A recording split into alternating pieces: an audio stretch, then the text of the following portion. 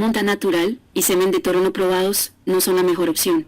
No hay programa en manejo de toros en monta natural que sea capaz de competir con las centrales de inseminación artificial respaldadas y aprobadas por la CSS, siglas en inglés que significan Servicio Certificado de Semen, ya que nos garantiza que el producto es de alta calidad y libre de enfermedades. El semen de toros no probados implica que no existe garantía sobre la salud del toro ni de la calidad del mismo. A pesar que existan exámenes andrológicos donde certifiquen que el toro es apto, la calidad del semen puede presentar un cambio drástico en un tiempo relativamente corto. Hay que tener especial cuidado en los reproductores Bostaurus, ya que adquieren comportamiento agresivo y ponen en riesgo a familiares y empleados. El riesgo es mayor conforme aumenta la edad del reproductor. Si usted está pensando abandonar la inseminación artificial definitivamente, tome en cuenta los problemas y costos ocultos de la monta natural, analícelos bien antes de optar en introducir toros a un programa reproductivo. La mayoría de veces los toros no son baratos y tampoco el método más conveniente para servir las vacas. El costo de mantener un toro es muy cercano o muchas veces supera el costo de la inseminación artificial, sin tomar en cuenta las ventajas que ofrece la inseminación artificial en genética con toros probados. Uno de los mayores riesgos al utilizar semen no probado es la no certeza de las características indeseables que va a transmitir el toro, por lo que ahorrar unos pesos puede poner en riesgo su programa genético por el cual ha trabajado durante años.